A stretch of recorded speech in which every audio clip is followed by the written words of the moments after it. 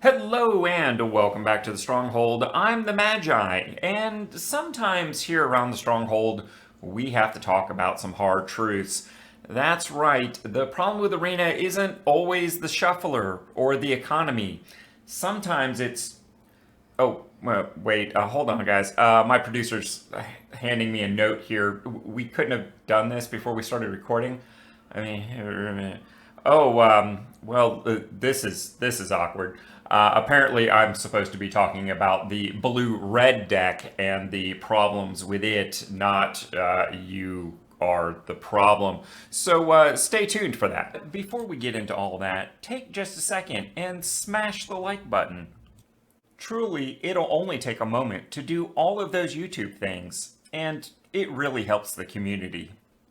Speaking of community, if you haven't been seeing our community updates, take a moment, tap the bell icon, and update your notification settings. There's a lot of great information, and your voice can help shape the future of the channel. Now, what were we talking about? Oh, yeah, right. All right, so while very often we are the root of our own problems on Arena as opposed to the shuffler or the economy, today we are going to be talking about blue-red and what is really the core problem with this deck. What you see here is the original Spellweaver deck that came out at rotation. But what many of you don't know is that this deck was such an abject, well, I hate to call it a failure, let's call it an opportunity, that Wizards and the fine folks over at Arena rewrote this deck to try and give you a little better footing for your blue-red deck needs.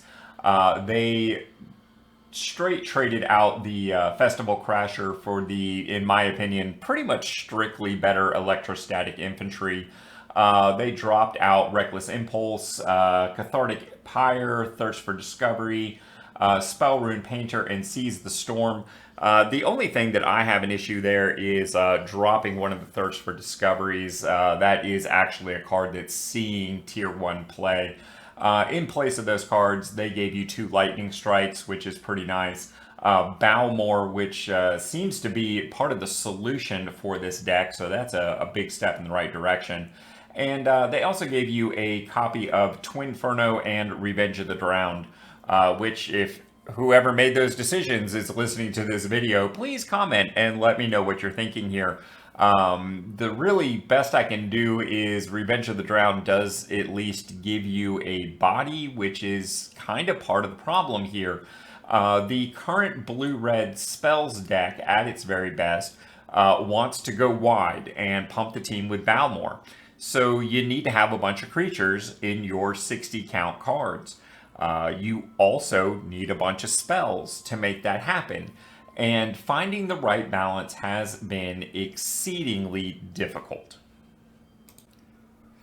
And at that same time, the release of Brothers War gave Balmor the partner she had been looking for. That's right, we're talking about the one, the only third path Iconoclast. He makes a bunch of colorless soldier artifact creature tokens that Balmor can then pump. And you can even order the triggers correctly so that the soldier tokens come into play before Balmor pumps the team. The problem is Balmor gives trample and not haste. So you still end up having to wait a turn and hopefully have more spells on that turn to do even more damage.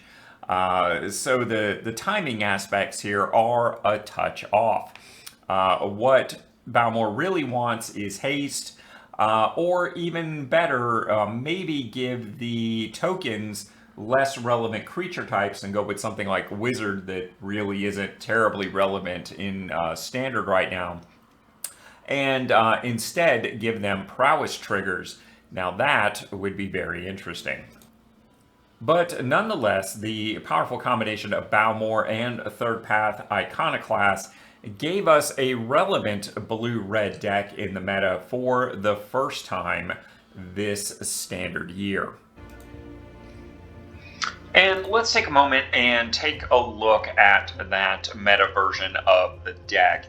And the first thing that sticks out to me is how little of this deck actually can trace its origins back to the Spellweaver starter deck that is given to players now as part of their new player experience.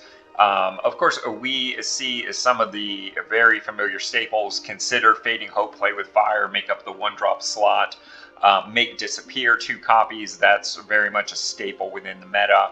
Lightning Strike 4 copies. If you can make red mana, you kind of have to explain to me why you don't want to run that. We have the now signature pieces for this, 4 copies of Balmor and 4 copies of Third Path Iconoclast. First off, I think 4 copies of Balmor is probably a mistake. I think anything more than 3 and you're just asking to have a dead card. Then we also have some interesting inclusions here, Rob the Archives and Rooftop Nuisance, both of which use Casualty to copy their own effects. And in a deck that's trying to use tokens to go wide, having cards that depend upon Casualty to really be above curve seems a little counterintuitive. Reckless Impulse, probably not a terrible choice, and I think really one of the few cards that actually sticks around relevant from the new player experience version. Haughty Djinn, if you can make blue mana, you might want to consider running Haughty Djinn right now. And then a little less intuitive is the 2-copy inclusion of Ledger Shredder. Personally, I was using Ledger Shredder for a substitution for Haughty Djinn, so trying to run all of them seems a little odd to me. And again, introducing the draw 2 aspect here where you don't have a whole lot of things really triggering that, it seems a little weird. From a budget perspective, this deck can be very expensive, mostly because of its 2-color mana base. If you were to run the dual lands on there, this deck very quickly gets into the neighborhood of 12 or 15 rares, and that can be a lot, particularly for a newer budget player. And while we're talking about it, Takasi's Dig Site, even in this, I think is just not good enough. The ability to surveil 1 for 3 mana is not just very great. It seems like you could run better cards than that, and it feels like they're really trying to reach for that draw 2 mechanic that isn't necessarily as supported in this deck as it should be.